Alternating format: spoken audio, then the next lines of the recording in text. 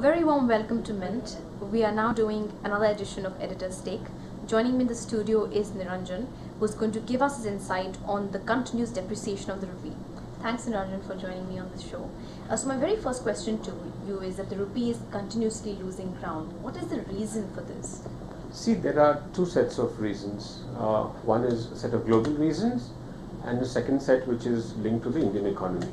So the global reason is that there is extreme uncertainty about the future of Europe. There's a chance of another financial shock. So a lot of global money is being pulled back into safe havens, which is essentially the dollar and to a certain extent gold. So in that sense, the dollar has been going up against all currencies, including the rupee. Besides that, there are India-specific reasons. India runs a large current account deficit, which means basically our dollar earnings are far less than what we spend. So there's a current account deficit, there's a slowdown, there are a lot of other issues like the S&P threat of a downgrade. So a combination of the global factors and the Indian specific factors are making investors a little nervous, and which is why the rupee has been falling. So you've also mentioned that its value, it's the single most important aspect. Why do you say that? No, so basically, in any economy there are lots and lots of prices, right? There's the real estate price of individual stocks, of food. But what I said was the single most important price in the Indian economy is the price of the rupee. Because today India is largely an open economy, huge trading with the rest of the world. So our trade with the rest of the world is about 50% of our GDP in value terms.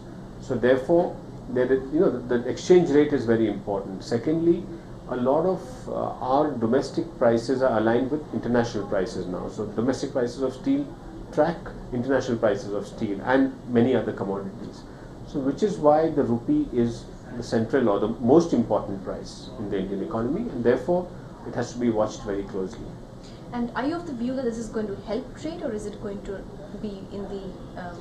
So in general, with a lag of about say 6 months or a year, the fall in the rupee should help exports and help us curb imports. So this trade gap which we have, the history shows that when the currency falls, this trade gap narrows, which is a good thing.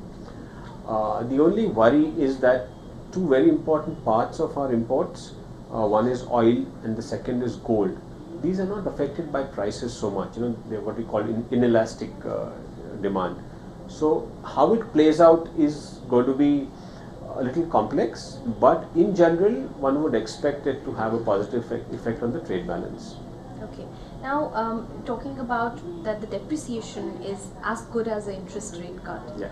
Is this a fair comparison to make? Yes. So basically, there is something called monetary conditions index. So there is a way of calculating the availability of money in a system, or how tight a monetary system is. So we usually look at the interest rate, which obviously is very important, but a currency depreciation does act like a interest rate cut. And finally, how is it going to impact the readers? We are saying that yes, it depends upon whether you are spending in dollars, Yes. or you are actually Yes. selling dollars. So how is it going to actually impact? So the there are two readers? things. One is your P&L account, right? So depending on whether you are a net earner of dollars or spender of dollars, the impact will be different. So if you're basically on a net basis earning dollars, say for example an exporter, he will benefit because his revenues in rupees goes up. On the other hand, if you're a net spender of dollars, say yours is a power project and you're setting it up in huge imports of capital equipment, then your capital costs go up. So it hurts you in that sense. That's the P&L account, the profit and loss account. And the balance sheet, again, it depends on how your assets and liabilities look like. So if, for example, you have huge dollar loans, then the fall in the rupee means that you have to earn far more rupees to repay those dollars somewhere down the line. So it does affect the companies which have large dollar loans.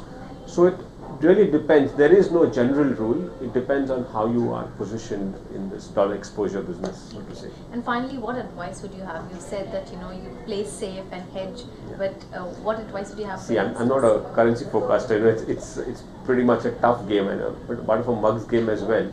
But generally, if you don't have expertise, it's best to play safe, because there could be huge volatility and uncertainty in the coming months, depending on what happens in Europe, in China. There are too many unknowns in the world economy today. So that's what I meant when I said that play safe and just hedge.